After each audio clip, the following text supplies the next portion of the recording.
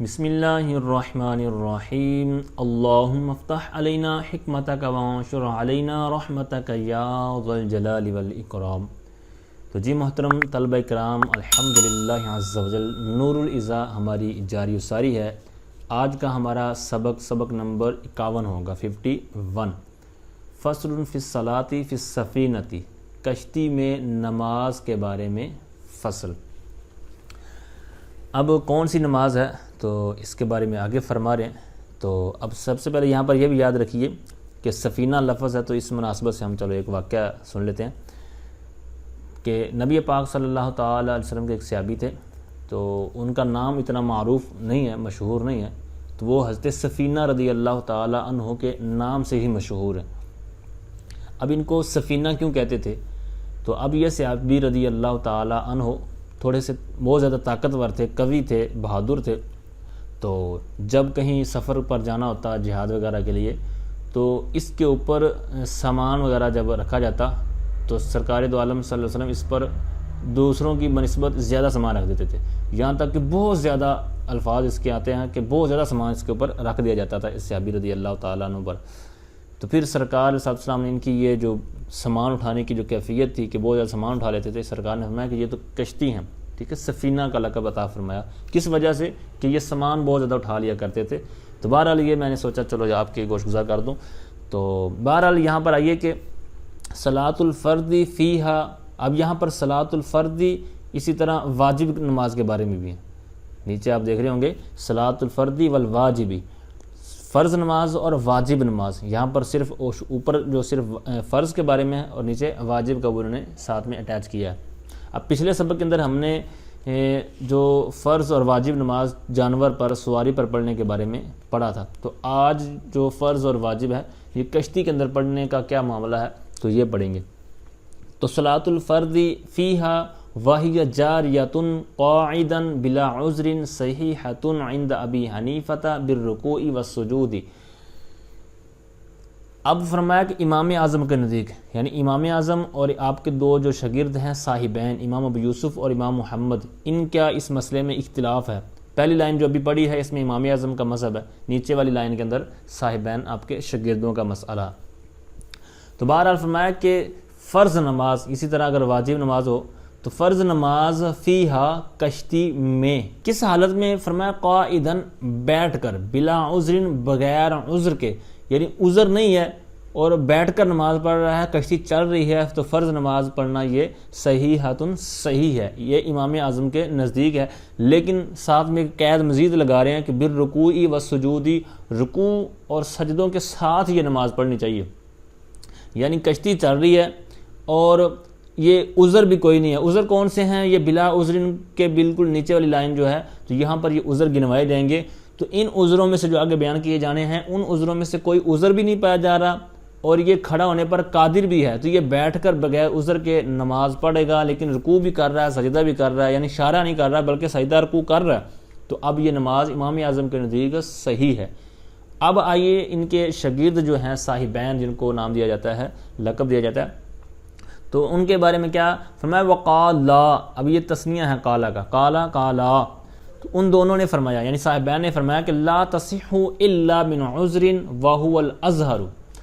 آپ فرماتے ہیں دونوں بزرگ کہ یہ نماز صحیح نہیں ہے مگر یہ کہ عذر کی وجہ سے، یعنی پیچھے فرمایا تھا کہ عذر نہیں ہے تو وہ ساری چیزیں جو آپ نے سن لی ہیں تو وہ صحیح ہو جائیں گی نماز، لیکن آپ فرماتے ہیں کہ عذر کے بغیر، یعنی الا من عذر، یعنی عذر کے بغیر یہ درست نہیں ہے، یعنی عذر ہے تو آپ اس طرح کر سکتے ہیں، لیکن اگر بغیر عذر کے آپ اس طرح نماز پڑھے جا رہے ہیں تو یہ نماز آپ کی صحیح نہیں ہوگی۔ وہو الازہر، اور یہ قول زیادہ ظاہر ہے یا زیادہ صحیح ہے یا اظہر ہے۔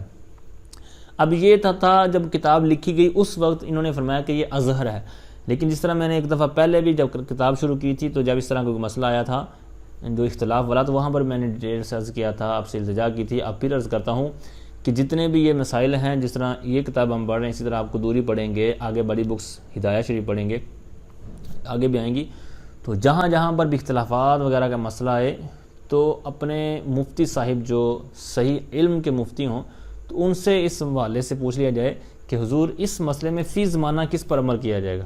اپنے تئیں یا اس کتاب میں جو لکھا ہوا ہے اس کو دیکھ کر ہی عمل نہیں کیا جائے گا، بلکہ کیونکہ یہ مسائل چینج ہوتے رہتے ہیں، ٹھیک ہے. اب اس کی میں ڈیٹیل میں نہیں جانا چاہتا، تو اشارہ میں نے کر دیا کہ اس طرح کا جب مسئلہ ہے تو پھر بھی کوشش کریں کہ نصابی کتابوں سے ہٹ کر نا، جو جس طرح بہار شریعت ہوگی، نماز کا کام ہو گیا، اور دیگر جو مروجہ کی کتب ہیں فقہ کی جن سے مسائل بتائے جاتے ہیں، تو ان کو ہی زیادہ مطالعے کے اندر رکھنا چاہیے. تو بہرحال اس میں ہم نہیں فیصلہ کریں گے کہ فی زمانہ اس میں کون سا اظہر ہے، بس اس وقت کے حساب سے یہ دوسرا قول اظہر تھا. تو اب عذر کی بات ہوئی تو عذر بھائی کون کون سے ہیں کشتی کے لحاظ سے، کیونکہ پچھلے جو ڈابا یعنی چپائے کے حوالے سے عذر وغیرہ تھے تو وہ ہم نے وہاں پر سنے تھے. کشتی کے حوالے سے عذر کیا بن سکتے ہیں؟ فرمایا کہ دوران الرأس و عدم القدرت علی الخروج. فرمایا کہ راس یعنی سر کا چکرانا، یعنی اگر کھڑے ہو کر نماز پڑھے گا تو اس کو چکر آئیں گے، تو چکر آنا کا جو یہ عذر مانا جائے گا کشتی میں. تو لہٰذا یہ چکر آنا تو اگر آتا ہے تو یہ جس طرح صاحبین نے فرمایا کہ عذر کی وجہ سے بیٹھ کر پڑھے گا، تو اب یہ ان کے نزدیک اگر چکر آتے ہیں تو یہاں پر بندہ بیٹھ کر نماز پڑھ سکتا ہے کیونکہ عذر پایا گیا. دوسرا کیا ہے کہ نکلنے پر قدرت ہی نہیں ہے. ایک تو یہ ہے کہ قدرت ہے تو بندہ نکل آئے اور بار آ کر جس طرح صحیح نماز ہم پڑھتے ہیں اس طرح پڑھ لے، اور اس پر قدرت نہیں ہے، عدم قدرت ہے خروج پر، یعنی نکلنے پر قدرت ہی نہیں ہے، تو اب یہ بھی عذر ہے، تو اب یہ بھی بیٹھ کر اس طرح پڑھ سکتا ہے، یعنی عذر شمار ہو گیا.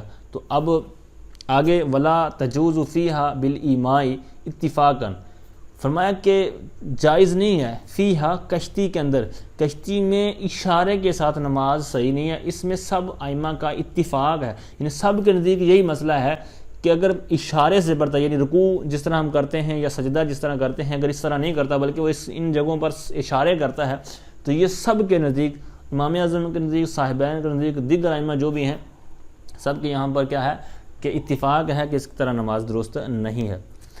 اب آگے آ گیا کہ اب پیچھے تک کشتی چل رہی تھی جس طرح کہ آپ نے مسائل سنے، اب یہ ہے کشتی بندھی ہوئی ہے، تو پھر کیا مسئلے ہیں؟ تو یہاں پر وہ مسئلہ شروع ہو رہا ہے. کہتے ہیں والمربوطۃ فی لجۃ البحر، کہتے ہیں کہ بندھی ہوئی، ربط را با طوا جو لفظ ہے بندھنے کے معنی میں، ٹھیک ہے، اٹیچ ہونا کسی جگہ پر، اس کو رسی وغیرہ یا اس طرح کا لنگر جو ڈالنا، ٹھیک ہے، اس کا لنگر ہوتا ہے جو اس طرح باندھ دیا جاتا ہے.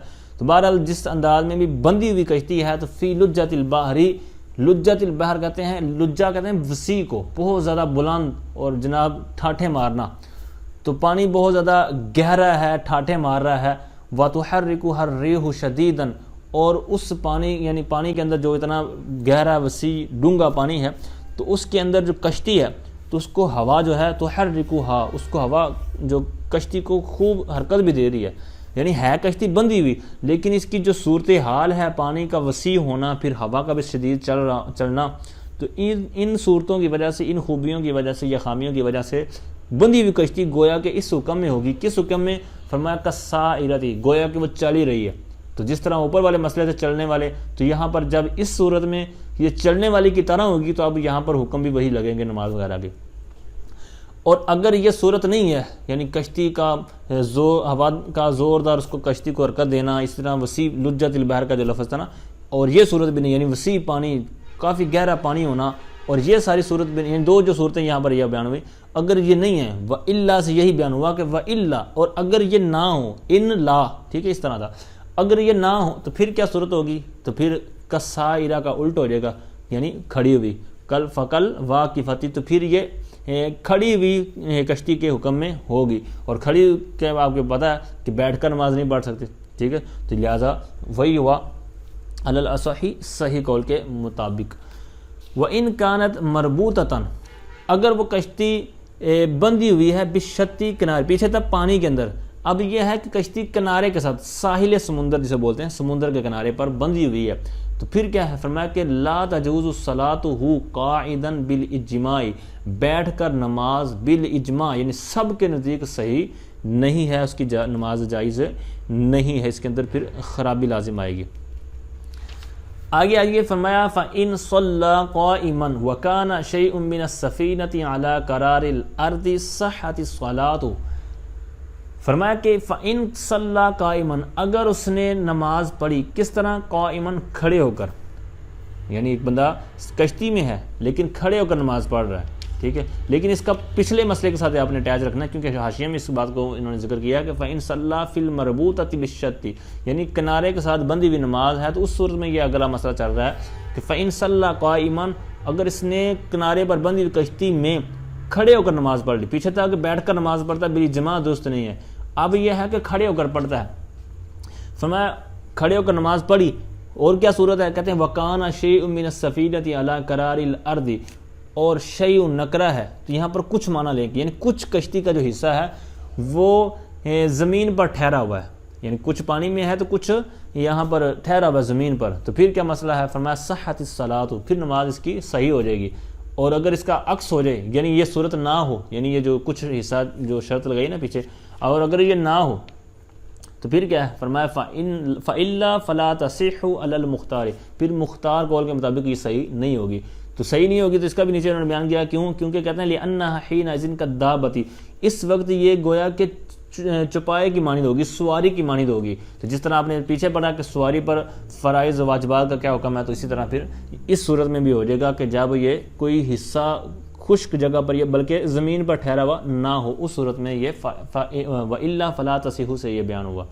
پھر آگے مزید ایک چیز بیان کر رہے ہیں إِلَّا إِذَا لَمْ يُمْكِنْهُ الْخُرُوجُ، اور مگر یہ کہتے ہیں کہ جب اس کے لیے نکلنا، خروج بھی ممکن نہ ہو.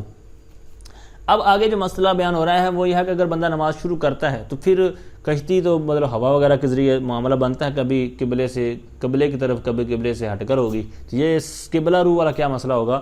فرمایا وَيَتَوَجَّهُ الْمُصَلِّي فِيهَا إِلَى الْقِبْلَةِ عِنْدَ افتتاحه الصَّلَاةِ وَكُلَّمَا استدارت عنها يتوجه إليها في خلال الصلاة حتى يتمها مستقبلا.